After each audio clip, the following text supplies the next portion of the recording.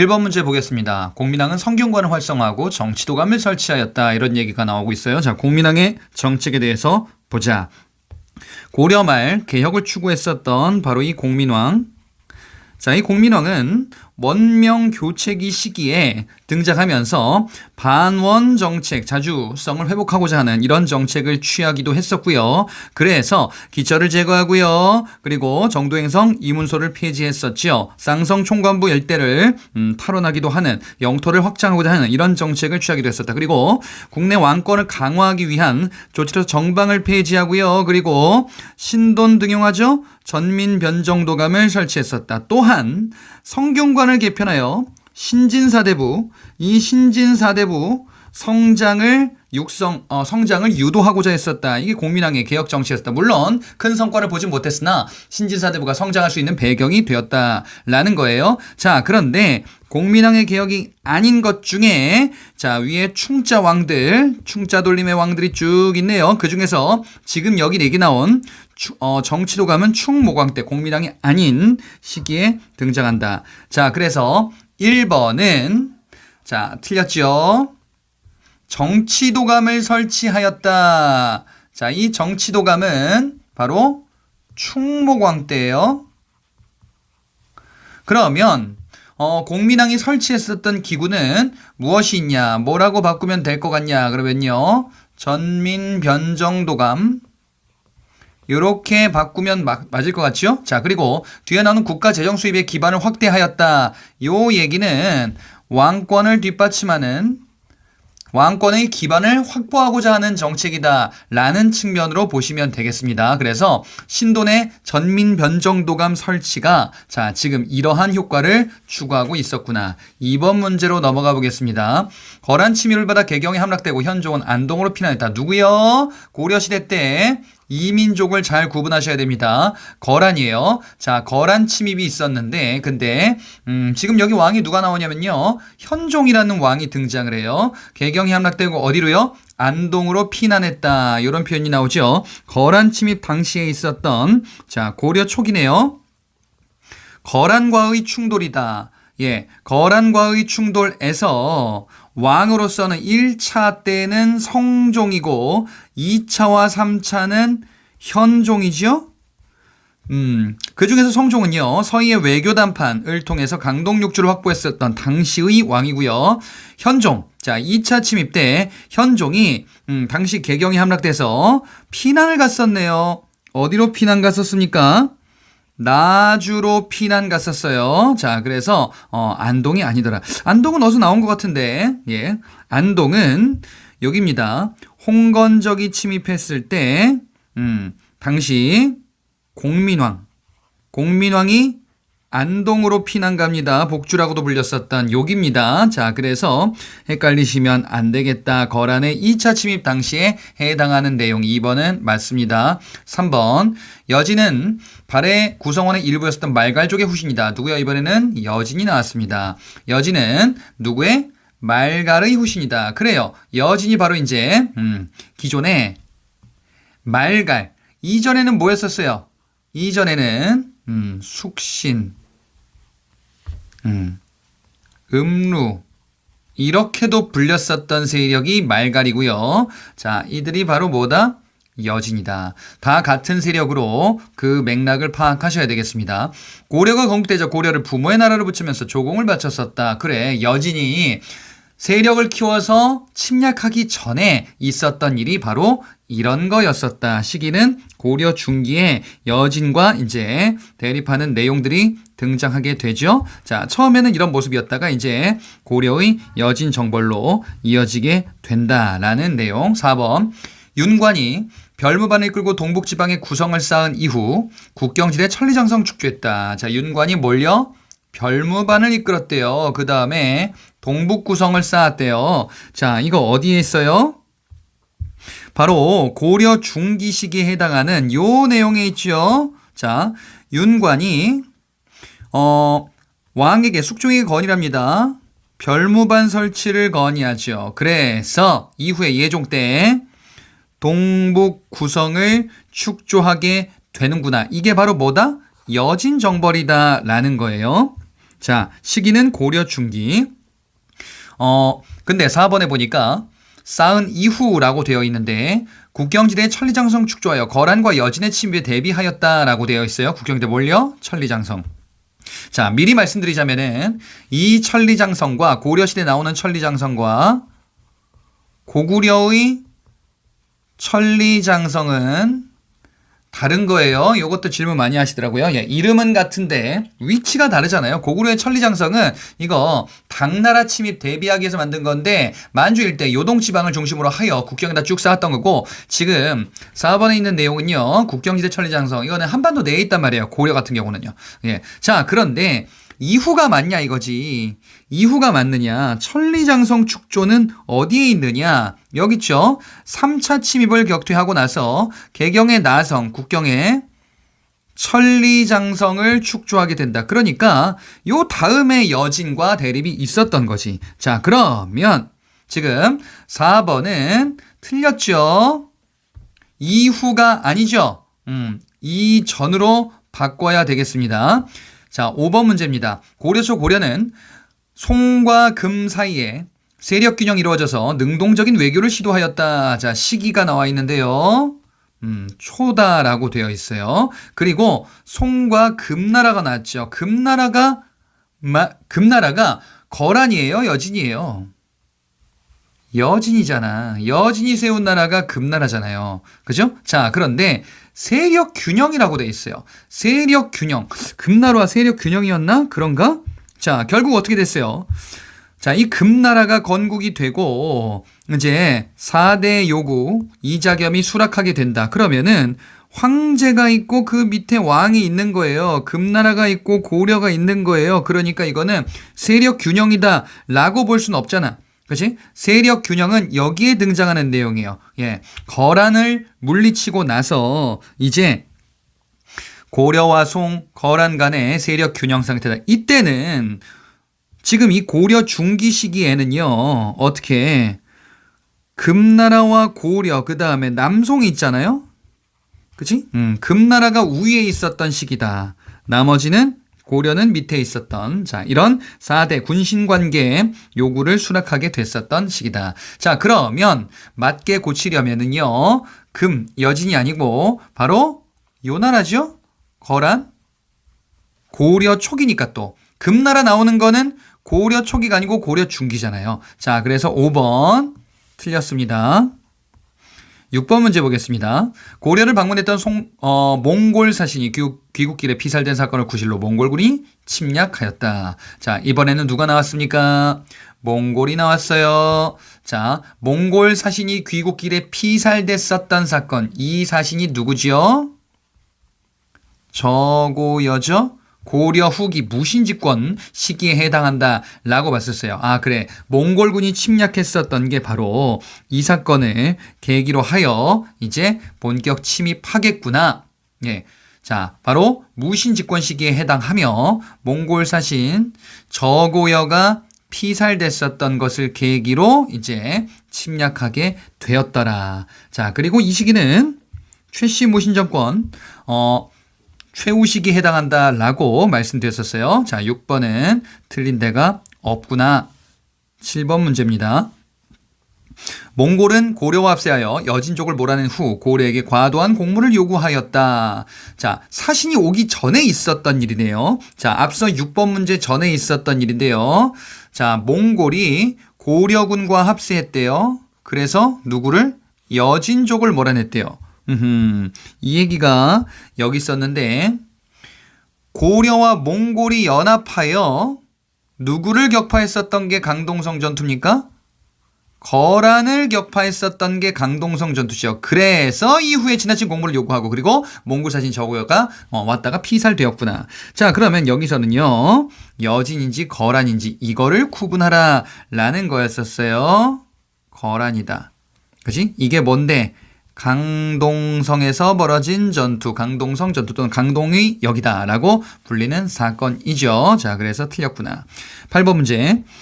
삼별초는 최씨 정권이 창설한 좌별초, 우별초, 신의군의 세 부대를 말한다. 뭘 물어보고 있습니까? 삼별초를 물어보고 있죠. 최씨 정권 맞나요? 맞죠. 자, 최씨 정권인데 이때 누가 만들었냐? 최우가 만들었었던 자, 이런 군사 기반 조직이었었다. 삼별초의 항쟁, 삼별초죠. 자, 누가? 최우가 조직했구나. 삼별초는요, 좌별초, 우별초, 신의군 이렇게 조직됐었다. 본래는 치안 목적이었었다가 이제 몽골 항쟁기 때 활약하게 되는 이런 조직. 자, 삼별초죠. 자, 이 삼별초에 대해서 얘기하고 있는데요. 뒤에 보니까요. 일본의 외교 문서를 보내서 연대를 시도하였다. 이렇게 뒤에 나와 있어요. 일본의 외교 문서. 그래.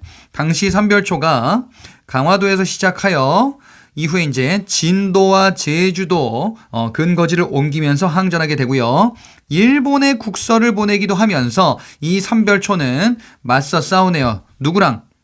몽골과 그 다음에 고려 조정과 그래서 여몽연합군이 삼별초를 토벌하고 삼별초는 이에 대항하면서 저항을 이어갔으나 제주도에서 이제 끝나게 되죠. 이 여몽연합군은 일본 원정을 위한 정동행성이라는 기구를 만들기도 했었다. 그래서 일본과 연대해서 자 싸우려고 했었던 이런 항전을 전개했었던 게 바로 삼별초구나. 자, 그러면 8번은 틀린 데가 없습니다. 9번 문제. 고려는 거란을 물리치는 과정에서 강화도에서 초조대장경을 제작했으나 몽골 침입 때 소실되었다. 초조대장경 뒤에 문화편에도 나옵니다. 거란을 격퇴하기 위해서 초조대장경을 조판하게 돼요. 그런데 이게 소실되는 거죠.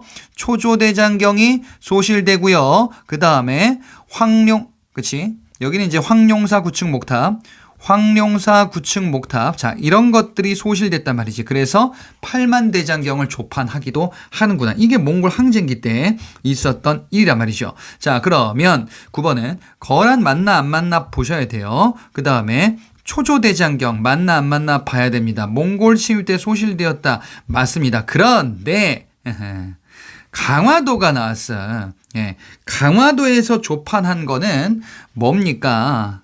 강화도에서 조판했었던 거는 팔만대장경이에요. 자, 그래서 초조대장경을 강화도에서 조판했다. 요게 이상하다라는 것을 낌새를 차리셔야 돼요. 자, 그래서 9번은 틀렸다. 예. 자, 그러면 초조대장경 같은 경우는 지역을 어디로 보시면 되냐? 이 초조대장경은요, 뒤에서 나오는데 대구 부인사다 이렇게 나와요. 예, 이건 문화편에서 나올 겁니다. 대구 일대. 자, 그래서 9번은 X. 10번 문제 보겠습니다. 고려 말 500여 척의 함선을 이끌고 진포로 쳐들어온 왜구를. 자, 진포, 왜구. 그죠? 고려 말 때 왜구가 쳐들어왔구나. 그래서 누가요? 최무선이 이런 활약을 했나 보구나. 자, 고려 말 시기 때 활약했었던 내용에 왜구의 침입이 있습니다. 자, 이 왜구 침입 관련된 인물들이 이렇게 쭉 등장을 하는데 그중에서 최무선은 화약을 들여와서 화포를 사용하기도 했었던 바로 진포대첩을 승리로 이끌기도 했었고요. 최무선이 화약을 들여와서 화포를 썼다라는 거는 자, 뒤에 문화편에서도 중요하게 다루는 내용이 될 겁니다. 그래서 화통도감이라는 기구 만들고 이를 통해서 화포를 만들고 이제 이를 생산해내는 이런 역할을 하기도 할 겁니다. 이게 고려 말 시기 최무선의 활약이더라. 자, 10번은 그래서 맞습니다. 뭐 500여 척 이런 거는 숫자는 뭐 그렇구나 하고 넘어가시면 되는 겁니다. 자, 다음 경제편 문제입니다. 11번 문제예요. 전식과 완성은 문종 때 경정전식과 와서 이루어졌으나 전식과에 대해서 물어보고 있어요. 자, 전식과에 대해서 물어보고 있는데 경정전식과를 얘기하고 있네요. 누구 때요? 문종 때. 완성이 이때래요. 자, 전식과 고려의 토지제도 관련해서 우리가 봤었죠. 이 전식과는요, 전지와 시지에 대해서 수조권을 지급하는 이런 제도죠. 그리고 처음 시작은 경종 때 시정전식과 이걸 바꾼 게 목종 때 개정전식과 그 다음에 문종 때 경정전식과 이렇게 해서 결국 문종 때 완성되게 된다라는 거예요. 자, 내용인 즉슨 전현직 관리들을 대상으로 인품까지도 고려했었던 게 시정전식과다. 개정전식과는요, 인품을 빼고 전현직 관리들에게 지급하는 거죠. 예, 관직, 관품에 따라서, 관등에 따라서 쭉 지급하게 될 것이다. 그 다음에 경정전식과 같은 경우는요, 전직 관리에 대한 지급을 중단하고 현직 관리에게만 지급하면서 이를 완성했었던 제도란 말이죠. 자, 그러면 11번. 앞의 내용은 맞습니다. 근데요, 무관에 대한 차별이 이전보다 강화되었다. 무관에 대한 차별은 문관에 대한 대우를 어떻게 하느냐. 요 얘기 있죠. 문신과 무신에 대한 대우. 개정전식과 때에 문신을 우대하는 왜 그 이전 성종 때 문치주의의 여파다 이렇게 볼 수 있는데 무신에 대한 차별은 경정전식과 때 완화되어 왜냐하면 현종 때 거란 침입으로 무신들이 활약했으니까 자 요렇게 맥락으로 이해하시면 된다라고 말씀드렸어요. 자, 그래서 11번은 잘못됐구나. 어디가 잘못됐어요? 뒤에가 잘못됐지요. 무관에 대한 차별이 이전보다 완화되었다. 이렇게 바꿔주셔야 됩니다. 다음 문제 12번. 목종 때 전식과 개정을 통해서 같은 양의 전지시지를 직상관 및 무관들에게 지급하게 되었다. 자, 이번엔 뭡니까? 목종 때의 전식과 개정이래. 그러면 이거 뭐야?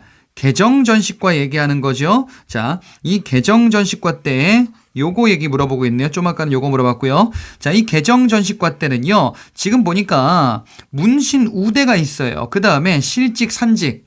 즉 현직 관리와 전직 관리, 현직 관리를 더 우대하는 건 뭐 당연하다 그랬어요. 그래서 우대하는 내용이 있으니까 같은 양을 지급했다라는 것은 같은 양의 이런 것을 지급했다, 전지시지 지급했다라는 것은 오답이 되겠죠. 자, 그래서 결국 직관과 산관 중에서 직관이 현직 관리에 더 우대하겠고요. 무관 중에서는 문관, 문신을 더 우대하는 자 이런 원칙을 마련했었던 게 두 번째 목종 때 개정전식과입니다. 13번 문제입니다. 고려 문종 시기에 경정전식과가 시행되어 그래 문종 때 경정전식과 마지막 완성된 거죠. 자 이렇게 됐단 말이지. 이상해졌다. 자 문종 때요. 경정전식과다. 그래서 뒤에 보니까 현직 관리를 대상으로요. 그렇죠. 전직 관리에 대한 지급을 중단했으니까 관품에 따라 전식과를 지급하였다. 관품에 따라서 전식과를 지급하였다. 그래. 그러면 이 얘기는 지금 인품 얘기가 없으면 돼요. 인품은 처음에 시정전식과 때에만 있죠. 그 다음에 마지막에 한외과도 소멸되었다. 한외과를 알고 있느냐? 자, 요거를 파악하셔야 되는 포인트입니다. 한외과가 폐지됐다라는 거는 전식과가 완성됐다라는 거죠. 이게 개정전식과 때 있었다가 이게 폐지되는구나. 전식과에서 규정하지 못했었던 이런 그 관리들을 대상으로 하는 제도가 한외과였었는데 전식과로 다 집어넣었다. 바로 이게 경정전식과 시기에 해당하는구나. 자, 그러면 13번은 한외과 제정이 아니라 소멸되었다라고 되어 있으니까 자, 13번은 틀린 데가 없습니다. 14번 공음전 외역전은 세습이 가능한 토지이며 공음전과 외역전이 세습이 가능한가요? 세습 기반 토지로서 자 토지의 종류에 여러 가지가 있는데 관리들에게 지급하는 이런 토지들이 있죠. 세습이 가능한 거 고위 관리들을 대상으로 세습이 가능하다. 이게 바로 뭐냐? 공음전이죠. 그 다음에 직역이 세습돼서 이 토지도 세습되는 직역이 세습돼서 이 토지도 세습되는 게 바로 이제 군인에게 지급했었던 군인전과 향리에게 지급했었던 외역전 이렇게 있었죠. 그치? 자, 요렇게 세습이 된다. 자, 라는 측면 보시면 되겠다. 그러면 지금 이 얘기가 있는데 14번에 공음전과 외역전은 세습이 가능한 토지다. 공음전은 뭔데요? 5품 이상의 고위 관료. 외역전은 뭔데요? 향리에게 지급했었던 이런 토지를 의미하지요. 향리다. 자, 근데 뒤에 보니까 공음전과 구분전은 퇴직 관료나 사망 관료 유가족을 위해서 마련된 제도이다. 자, 유가족을 위해서 마련된 제도가 바로 이제 공음전과 구분전이다라고 되어 있어요. 자, 그러면은 개념을 한번 보자 이거지. 공음전 같은 경우에는 오품상 관련된 세습이 된대. 세습이 된다라는 거는 죽은 다음에 물려준다라는 거죠. 자, 그런데 하급 관리 및 군인 유가족에게 지급됐었던 이거 뭐야? 구분전이 있죠? 유가족에게 생계비 명목으로 지급하는 거야. 그러니까 어떤 관리가 있어요. 어떤 관리가 있는데 이 관리가 죽었어. 그러면은 오품 이상의 관리다라고 하면은 요거 물려주겠죠. 공음전으로. 그러니까 얘는 세습 기반 있는 거고요. 구분전 같은 경우는요. 예. 하급 관리 또는 직업군인이다라고 했을 때 얘가 죽었다. 그러면은 이걸 물려주는 건 아닌데 새로이 구분전 같은 걸 줘서 생계비 유지를 위한 제도를 마련해 주는 거예요. 그러니까 어찌되었건 유가족을 위한 제도다라는 것을 파악해 볼 수가 있겠죠. 14번은 맞는 내용이 되겠습니다. 자, 다음 문제로 넘어가 보겠습니다. 15번 문제예요. 고려시대 구분전은 육품 이하 하급 관료 자제로서 관직에 오르지 못한 사람에게 지급하였다. 자, 구분전에 대해서 물어보고 있습니다. 그런데 뒤에 보니까 육품 이하의 하급 관료 자제로서 관직에 오르지 못한 사람에게 지급했다. 이거는 개념이 따로 있죠. 자, 보시면은 여기 있죠. 요게 바로 뭔데요? 한인전이 있죠. 한인전 유품 이하 관리 자제에게 지급해서 신분 유지를 목적으로. 그래. 그러면은 이거는 세습하는 토지가 아니라 관리가 되기 전까지 일시적으로 한가할 때 이런 자제들을 위해서 지급한다라는 제도란 말이죠. 유가족 이런 개념이 아니란 말이지. 자, 그래서 15번은 구분전이 아니고 한인전입니다. 이 개념을 구분해 주셔야 되겠습니다. 자, 그래서 15번은 X, 16번 보자. 고려시대 민전은 처분이 가능한 사유지를 말하며 국가 생산량의 4분의 1을 조세로 수취하였다. 예, 국가는 생산량의 4분의 1을 조세로 수취했대요. 자, 민전의 개념에 대해서 나왔습니다. 민전은 처분이 가능한 사유지를 말한다. 사유지, 소유권이 명시된 토지죠. 수조권 토지를 의미하는 게 아니고요. 수조권 토지를 의미하는 게 아니라 사유지, 민전. 자, 그러니까 이런저런 처분들이 가능한 거죠. 조세 납부는 당연히 생산량의 10분의 1. 이거 뭔데? 토지세 얘기하는 거죠. 근데 4분의 1은 어디서 본 것 같은데 요거는 지대 개념이에요. 국가에게는 4분의 1, 개인에게는 절반을 납부하는 이거 뭔데? 소장료 얘기하는 거지. 그치? 근데 토지 소유, 토지세로서 내는 거는 10분의 1 조세를 납부한다. 그래서 지금 6번에 뒤에가 틀렸습니다. 국가 생산량에 얼마를 내야 돼요? 10분의 1, 10%를 조세로 내야 됩니다. 4분의 1은 지대, 공전에 대한 지대다. 국가 토지에 대한 지대다. 개인 같은 경우에는 50% 절반을 내고요. 자, 17번 문제 보겠습니다. 고려 후기에 이르러 소를 이용한 기피가리가 일반화되고 휴경지가 점차 줄어들기 시작하였다. 자, 소를 이용한 기피가리다 라고 되어 있어요. 일반화되었다라는 거는 널리 사용되었다라는 거예요. 자, 농법과 관련한 내용에 등장하는 포인트. 심경법 기피가리가 이것이 이제 이전 고대 시대 때 우경이 있었으니까 이제 이것이 일반화되겠죠. 널리 사용되겠죠. 그죠? 그 다음에 휴경지 극복이 시작되었다. 왜요? 시비법이 이제 시행되기 시작하니까. 그래서 휴경지 1년 또는 수년간 묵혀두는 토지 이런 것들이 이제 휴경지가 점차 줄어들기 시작하는구나. 자, 그래서 고려 후기다라고 되어 있으니까 어찌되었건 고려시대 때 어디에 들어가도 틀리진 않아요. 왜냐면은 이거는 시기를 구분하라라고 말씀드리진 않았으니까. 그러니까 그래 이렇게 된 게 고려시대 때 특징이니까 고려 후기면은 당연히 맞겠지. 이렇게 생각하시면 되겠습니다.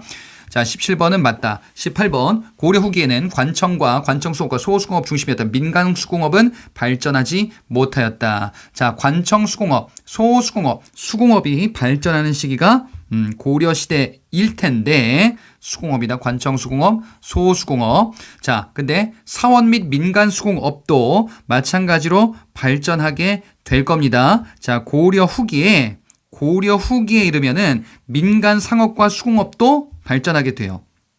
그만큼 경제력이 축적이 되었고 게다가 몽골과의 항쟁이 끝난다라고 하면은 일단은 기본적으로 전쟁이 없다란 말이에요. 그러니까 민간에서 이런 것들이 발전하면서 이제 민간 경제가 성장하는데 조선 나와가지고 이제 상업을 억제시키는 정책을 추진하게 될 것이다라는 겁니다.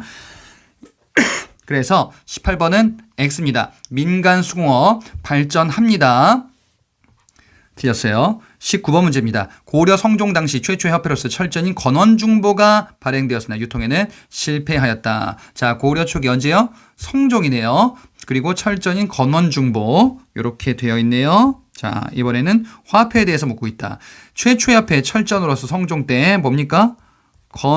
건원중보 이렇게 되죠. 그 다음에 숙종 때 의천의 건의에 의해서 사만통보, 해동통보, 동국통보 이런 것들 만들어지고요. 그 다음에 활구, 은병도 만들어지는 게 고려 중기 숙종 때다. 이것도 물어볼 겁니다. 자, 그래서 성종 때 만들어지는데 모두 고려시대 화폐는 유통에는 실패하게 됩니다. 맞다. 20번 문제. 고려시대 중앙말단 관리인 남반과 하급 장교인 군반은 하부 지배층을 형성한 계층이다. 라고 되어 있어요. 자, 고려시대 때 지금 하급 관리 이들 누굽니까? 이들 신분을 뭐라고 할 수 있어요? 중류층이다 라고 할 수 있죠. 하급 관리들. 자, 근데 여기 보니까 남반과 군반이 나왔어요. 한번 보자. 고려시대 때 자, 귀족 있고 중류층 있고요. 그 다음에 양민 있고 그 다음에 천민 있죠. 자, 이 중류층에 보니까 남반은 궁중실무관리, 삼류는 괄청의 말단 관리들. 자, 요 두 개를 조심하시라고 했어요. 나머지는 여러분들 외우기 쉽잖아요. 항리만 알고 있고 군반, 군해. 그 다음에 영리는 여기에 있다라는 거예요. 군반 하급장교 맞고요. 잠반 남류가 나왔을 때 요게 맞는지를 잘 보셔야 되겠다. 근데 문제에서는 지금 남반이 나왔습니다. 궁중실무를 담당하는 남반이어야 하는데 중앙관청의 말단 관리다라고 되어 있어요. 그러니까 남반이 아니고 잠류로 바꿔야 됩니다. 자, 이런 것들을 구분해서 물어보기도 합니다. 20번은 그래서 X, 21번 보겠습니다. 몽골의 침입을 격퇴하는 과정에서 농민 천민들의 항쟁이 치열하게 전개되었다. 자, 몽골 침입, 몽골 항쟁 요때 농민 천민들 항쟁이다. 그럼 이거를 바꿔보자. 뭐라고 바꿀 수 있냐? 우리가 배운 용어로서 하층민들이 활약했다. 그래요. 하층민, 피지배층 얘기하는 거잖아. 그치? 그래서 몽골 항쟁 과정에서 하층민들이 큰 활약을 했었다라는 것들, 그치? 처인부곡 등등등 이런 곳에서 등장했었던 요 내용입니다. 자, 그래서 21번은 맞는 내용. 다음 문제 22번 보겠습니다. 권문세족은 첨의부 제신이나 밀직사 출신이 되어 도평 의사사 합조해서 국정을 보았다. 자, 권문세족은요. 원 간섭기 때 지배 세력이죠. 첨의부 제신, 밀직사의 출신. 이렇게 돼 있어요. 이게 뭔데? 권문세족. 권문세족은 원 간섭기 때 지배 세력이다라고 봤었어요. 그래, 원 간섭기 때 지배 세력인데 이성이 첨의부로 중추원이 밀직사로 개편되죠. 그죠? 자, 그럼 보세요.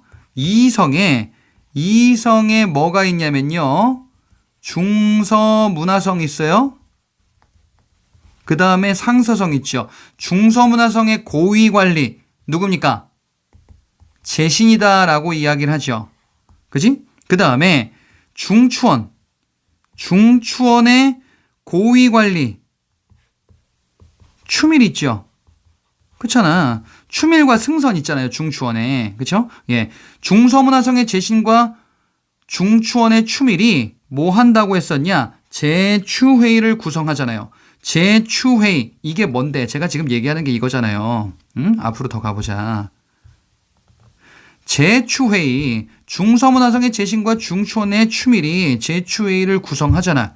그치? 근데 이게 원 간섭기 때 첨의부로 밀직사로 개편된다고. 그러니까 첨의부 밀직사 이 고위 관리들은 제추회의 바로 이제 도병마사 식목도관 구성하겠죠. 도병마사가 고려 후기에 원 간섭기 때 도평의사사로 계층된다라고 봤잖아요.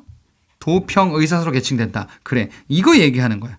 그래서 지금 22번은 권문세족은 첨의부 기존의 중서문화성, 그 다음에 밀직사 기존의 중추원, 재신과 추신, 추밀의 다른 표현이에요. 자, 도평의사사, 도병마사가 도평의사사죠. 그렇죠? 예, 그래서 중서문화성의 재, 그 다음에 밀직사의 중추원의 추, 제추의, 그래, 도평의사사 합쳐서 국정을 봤다. 도평의사사가 고려 원간섭기 때 최고 권력기구였구나 라는 것까지 자, 건드리시면 되겠습니다. 그래서 도평의사사 최고 권력기구다 라고 봤었죠. 예, 이게 바로 이제 권문세족에 해당하는 내용이더라 라는 겁니다. 자, 23번 문제입니다. 고려시대 여성들이 결혼 후 남자 집에 살거나 양자를 드리는 것이 일반적이었다. 여성들이 남자 집에 살면은 그죠? 아이 키우기 불편할 거 아니야, 남자가 출근하면. 그래서 남자 집에 사는 게 아니라 남자가 여자 집에 사는 것이 일반적이고 이것이 쭉 유지가 됐던 거예요. 이게 조선 후기부터 변화되게 되더라. 자, 그래서 지금 이는 가족제도에 대해서 우리가 본 거죠. 가족제도 관련해서 고려시대 때에는요, 신랑이 신부 집에서 결혼 생활하는 게 유행하기도 이런 것이 일반화됐었던 거예요. 이게 나중에 조선 후기에 바뀌는 겁니다.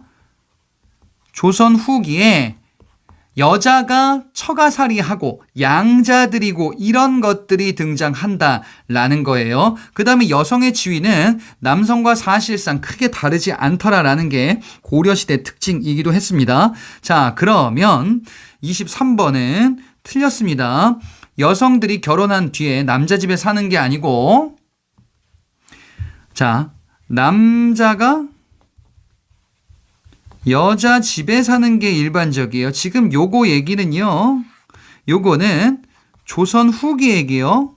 조선 후기를 앞으로 바꾸면, 앞에를 조선 후기로 바꾸면은 뒤에 내용이 맞는데 요거는 이제 뒤에 나오는 근대 태동기 편 사회에서 등장하는 내용이죠. 자, 23번 X다. 24번 문제입니다. 도평의사사가 최고 권력기관인 고려 말 당시. 도평의사사가 최고 권력기관이래요. 그리고 고려 말이래요. 원간섭기부터 고려 말까지입니다. 그리고 조선 초까지 도평의사사는 이어집니다. 당시 향리 출신들은 지배층의 행태를 비판하였다. 향리 출신으로서 이제 당시의 지배층을 비판한다. 누군가요?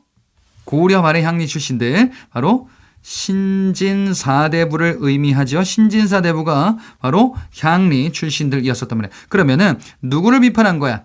예, 이들이 바로 권문세족이죠. 그래서 지금 정시편 내용을 곁들여서 물어본 거잖아요. 예. 권문세족을 비판했었다. 신진사대부가. 이들은 향리 출신이었었네요. 자, 그래서 당시 모습이고요. 원간섭기 때 도평의사사 최고 권력기구. 그 다음부터 쭉 이어졌다. 자, 그래서 24번은요. 틀린 데가 없습니다. 25번 보겠습니다.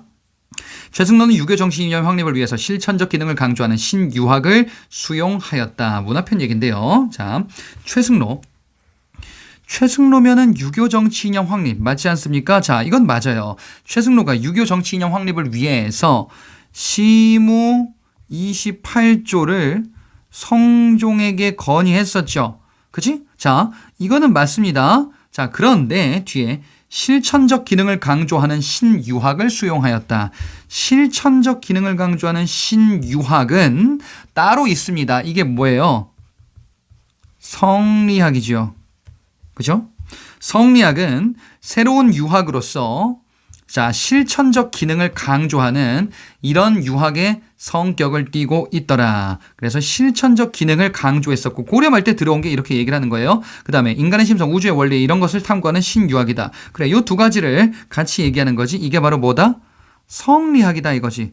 자, 이 성리학은요. 누가 들여왔습니까? 충렬왕 때 안향이 성리학을 들여오게 됩니다. 그러니까 원간섭기 충차돌림 왕 때 요때 들어왔다라는 건데 최승로는 어디 있어요? 최승로는 성종 때 있잖아요. 그러니까 이때는 신유학, 성리학이 존재하지도 않을 때다라는 겁니다. 자, 그래서 25번은 X입니다. 자, 그러면 앞에 최승로가 아니라 누구로 바꾸면 될까요? 안향으로 바꾸면 돼요. 바로 충렬왕 시기. 자, 26번입니다. 고려 중기 관악을 장려하기 위해서 5경, 3, 4 제자백과에 능통한 자는 모두 3등급으로 나누어서 등용했대요. 고려 중기 관악을 장려하기 위한 관악지능책. 관악지능책. 그래요. 고려 중기에 관악을 지능하기 위한 관악지능책이 시행이 되죠. 왜? 사학이 용성하니까 대표적인 인물 최충이 있었잖아요. 그래서 숙종 때, 예종 때 각각의 정책이 있었죠. 서적포 설치와 칠제, 양현고 설치. 자, 이런 것들이 대표적인 관악지능책이었습니다. 그런데 여기서 지금 뭘 물어보고 있냐면요. 고려 중에 관악을 장려하기 위해 여기까지 맞아. 근데 5경 3, 4 제자백과 무슨 뭐 어떤 경전 같은 건가 봐요. 보니까 능통한 자는 3등급으로 나누어서 등용했대요. 3등급으로 나누어서 등용했다. 자, 여러분이 잘 생각해 봐요. 여러분 배운 내용 중에 있어. 3등급으로 나누어서 등용했다. 뭐 그런 거 어디 앞에 있지 않나요? 예. 바로 여기 있다. 아니다. 여기 있다. 예. 3등급으로 나누었다. 여기 있단 말이에요. 상중하. 그래서 독서 3품과다 이렇게 봤잖아요. 그지? 이거는 신라하대 원성왕 시기 때 독서 능력에 따라서 능통한 자 3등급으로서 이제 윗등급을 주려고 했었던 거지. 이 얘기를 하고 있단 말이죠. 자, 그래서 고려 시대에 해당하는 정책은 아니더라라는 거예요. 자, 그러면 26번은 틀렸고요. 뒤에 나오는 내용이 뭐다? 독서 3품과다 이거지. 독서 3품과는 신라대 원성왕 시기 때 해당되는 정책이 되겠습니다. 매칭이 되지 않는다. 27번 문제입니다. 고려 말 수용된 성리학은 자, 성리학에 대해서 또 얘기를 하고 있습니다. 그리고 고려 말 때 맞죠? 자, 당시에 형이상학적인 측면보다 일상생활 관련된 실천적 기능을 강조한 신유학이다. 그래, 여기 나오죠. 실천적 기능을 강조한 신유학이다. 이게 뭐다? 성리학이다라는 거예요. 형이상이다 라는 거는 말 그대로 이상적인 측면, 관념적인 측면인데 성리학이 형이상학적인 측면이 강하긴 한데 당시에 들어올 때는 실천적 기능을 더욱더 강조하면서 들어왔다라는 거예요. 그래서 고려 말의 개혁사상으로 기능하게 된다라는 거지. 인간의 심성, 우주 원리 문제 이런 거는 형이상학적인 측면인데 일상생활 문제에서 성리학을 강조하는 측면으로 활용됐었던 게 당시의 성리학이더라. 그래서 27번 맞습니다. 다음으로 넘어가 보자. 28번부터입니다. 자, 고려 예종은 국자감에 서적포를 두어 도서 출판, 일종의 장학재단인 양형고를 설치하였다. 장학지능책 고려 중기 때 요 얘기하고 있네요. 예종은 칠제와 양형고죠. 서적포는 숙종 때입니다. 그래서 숙종과 예종의 관학지능책을 구분하는 거예요. 자, 서적포를 두었다라고 되어 있는데 요거는 뭐다? 숙종 때다. 그지? 예종은 양현고와 그 다음에 칠제의 강좌를 두기도 했었던 자, 이 예종이다. 그래서 요게 틀렸구나. 자, 그래서 28번은 X입니다. 29번 삼국사기는 자, 역사선에 몽골 침략의 위기를 겪으며 우리 전통문화를 올바르게 이해하려는 움직임에서 편찬되었다. 뭐가요? 삼국사기가 그럴까? 몽골 침략이요? 삼국사기는 김부식의 삼국사기. 김부식은 고려 중기 인종 때 사람이더라. 자, 삼국사기 여기 있죠? 삼국사기 고려 중기 김부식입니다. 인종 때. 자, 이 고려 중기 때 신라 중심의 보수적인 유교 합리주의 사관이 반영된 기전체 형식으로 편찬된 가장 오래된 역사서다. 그런데 몽골 항쟁기와 관련되어 있는 자, 이런 역사서는 고려 후기부터 무신집권 시기부터 등장을 한단 말이죠. 자, 그래서 이규보의 동명왕편, 각훈의 해동고승전, 그리고 일연의 삼국유사, 그 다음에 이승의 제화홍기 이런 것들이 이제 고려 후기에 등장한단 말이죠. 몽골 침입의 위기를 겪으며 29번에 우리 전통문화를 올바르게 이해하려는 움직임이다. 그러면은 당연히 고려 후기의 역사서가 돼야 됩니다. 그래서 삼국사기가 아니고 삼국유사로 바꾸면 돼요. 삼국유사는 충렬왕 시기 원 간섭기 시기인데 몽골 침략을 겪은 이후기 때문에 이런 표현을 써서 이야기를 합니다. 자, 그래서 29번은 X, 30번 보자. 삼국유사입니다. 이번에는 불교사를 중심으로 불교사. 그래요? 일연이라는 승려가 중심이 되어 이를 만들었으니까 불교 중심이겠구나. 고대 설화와 야사를 많이 수록했다. 이런 것을 이제 신이사관이다 라고도 이야기를 한단 말이죠. 그 다음에 단군 조선으로 설정하고 있다. 예, 단군. 그래. 단군의 고조선 건국 사실을 가장 기록한 것 중에 가장 오래된 것이죠. 그래서 삼국유사, 일연의 삼국유사, 단군신화가 가장 기록된 가장 오래된 기록이다라는 거예요. 불교 중심이다라는 거고요. 신이사관. 그래서 이제 설화를 강조했기 때문에 신비롭고 경이로운 이런 민간의 설화 얘기들도 소개가 된 거죠. 자, 삼국유사에 해당하는 내용이 맞나요? 그러면은 자, 30번에 쭉 보니까 틀린 데가 없습니다. 30번은 맞다. 다음 문제. 31번 호족이 주축이 되어 건관 고려 왕조는 정치적으로 선종을 우대하고 교종의 성장을 억제하였다. 호족이 주축이 되었대요. 그래, 고려 왕조는 호족이 주축이 된 신라 말, 그지? 호족 왕건이 중심이 돼서 호족들이 중심이 돼서 만들었었죠. 자, 근데 정책적으로 선종을 우대하고 교종의 성장을 억제하였는가?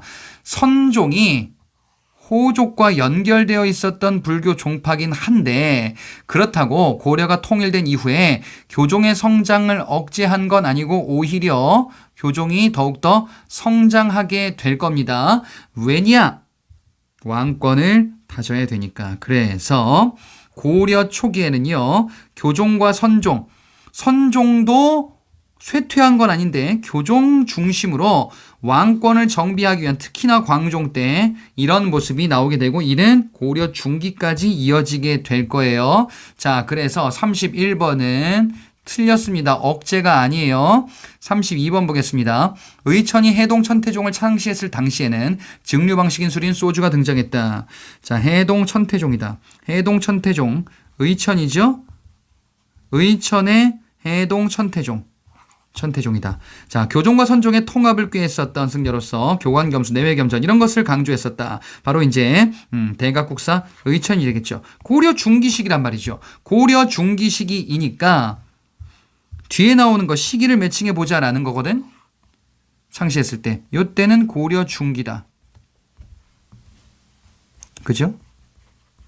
자, 근데 증류 방식인 소주가 등장하였다라고 되어 있어요. 자, 소주는 대표적인 이거 뭘 얘기하는 거냐? 이거 몽골풍 얘기하는 거예요. 몽골풍이다. 몽골풍 시기를 알고 있느냐라는 거죠. 자, 고려 후기 몽골풍이 유행하게 된다. 이런 것들. 그 다음에 여기에 하나 더 추가하면은 소주를 추가해 주시면 됩니다. 그지? 그래서 이런 몽골풍이 유행했었던 게 바로 원간섭기에 해당하더라. 그러니까 고려 중기라고 되어 있는데 지금 여기서는요. 몽골풍 뒤에 원간섭기 이후의 내용이 나와 있으니까 32번은 틀렸습니다. 자, 객관식 문제 보겠습니다. 33번입니다. 다음 상황 이후에 전개된 사실로 옳은 것을 골라보자. 거란이 군사를 돌려 라고 되어 있어요. 강감찬이 나왔습니다. 그죠? 그래서 거란군이 패해서 달아나고 거란군이 시신 들판에 널렸어요. 그러니까 이건 언제예요? 강감찬이 이렇게 썼던 귀주대첩이죠? 귀주대첩은 현종 때입니다. 그리고 거란의 3차 침입 시기에 해당해요. 자, 그러면 요 이후다라고 되어 있어요. 자, 보기를 보자. 1번. 거란 침입에 의해 발해가 멸망하였다. 이거는 후삼국 시기 때 있었던 일로 우리가 봤었죠. 그래서 발해 유민들이 고려로 많이 들어오더라. 그래서 고려 초기 현종 이전 태조 왕건 때입니다. 2번에 서희의 활약으로 강동 6주를 획득하였다. 서희의 활약 강동 6주. 이거는 거란의 1차 침입이고요. 성종 시기니까 지금 이 지문 이전에 있었던 일이죠. 3번 거란 배척 정책을 실시해서 만부교 사건이 일어났다. 만부교 사건 이거 낙타를 굶겨 죽인 사건이죠. 그렇지. 이거는 태조 왕건 때 있었던 거란과의 대립. 4번에 압록강에서 돌연포에 이른 천리장성을 축조하였다. 그래 한반도에 있잖아요. 예, 천리장성. 이게 3차 침입을 격파하고 그리고 나서 요거를 하게 된다. 자, 그래서 답은 4번이 되겠죠. 개경의 나성, 국경의 천리장성, 거란 침입 이후에 해당하는 내용이 되겠습니다. 다음 34번 문제입니다. 자, 다음은 고려 대외관계 관련된 사료들입니다. 순서대로 알맞게 나열해보자. 자, 간을 보니까요. 개경이 이미 쇠했대요. 그래서 불타고 남은 것이 없대. 이게 뭐지? 자, 근데 여기서 서경을 얘기하고 있어요. 서경을 수도로 삼는 것이 좋을 듯합니다.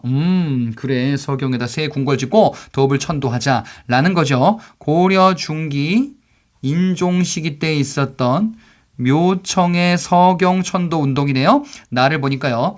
과인은 이제 개경으로 환도하고자 하노라. 개경으로 환도한대. 어디 갔다 왔길래? 강화도에서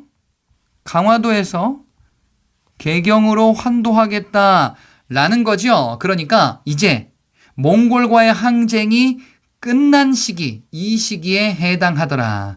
자, 요 시기는요. 원종 시기에 해당합니다.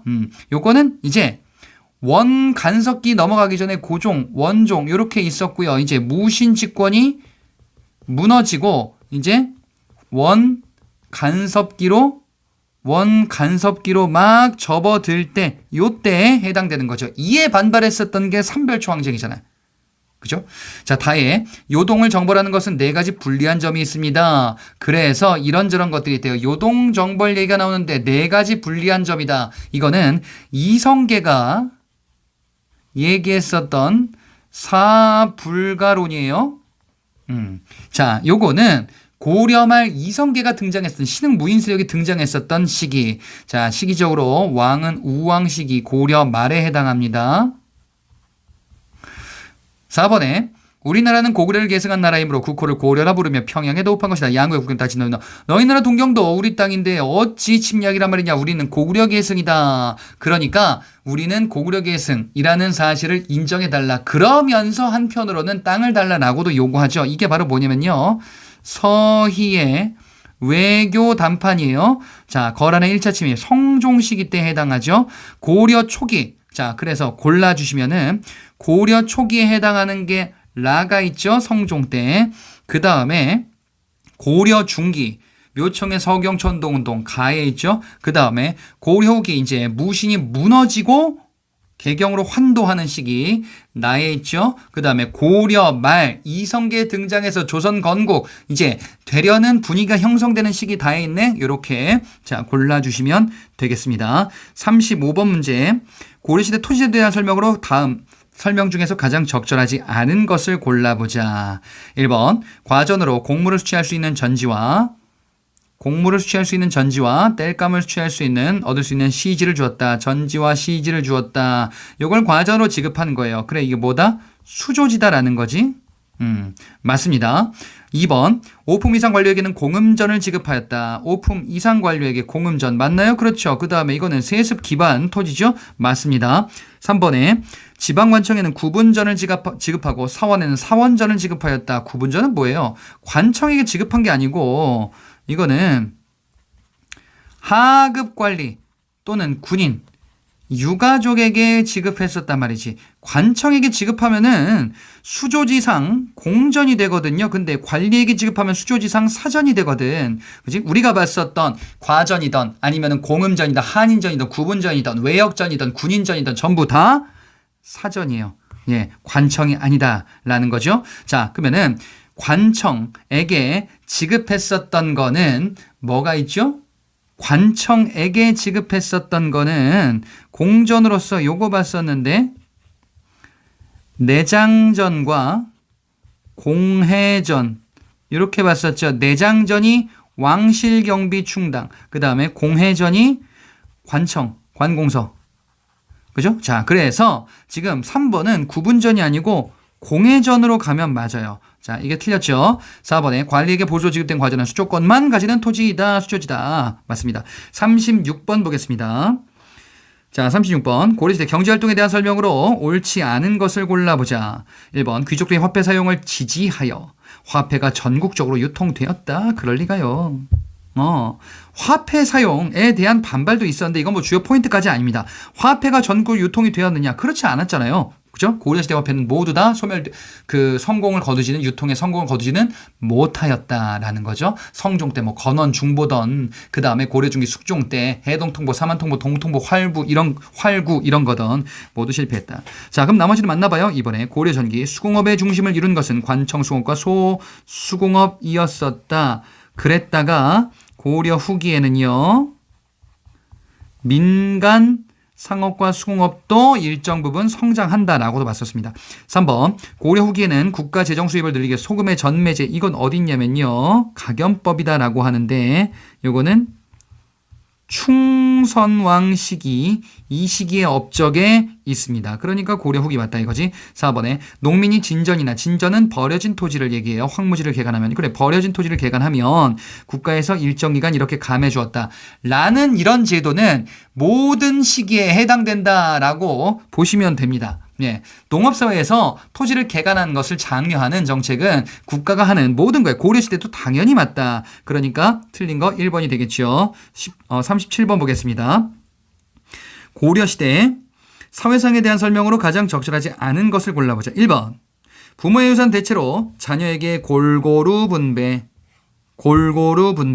평등하다는 거죠. 사위와 외손자에게도 음서의 혜택이 여자 쪽에게도 가는구나, 딸 쪽에게도 가는구나 라는 거예요. 그러니까 자녀의 균분상속, 그지?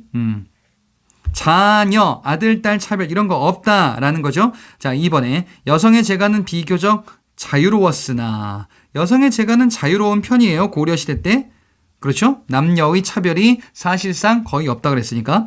그 소생의 자식에는 사회적 진출에 차별을 두었다. 소생의 자식의 사회적 진출에도 차별을 두지 않습니다.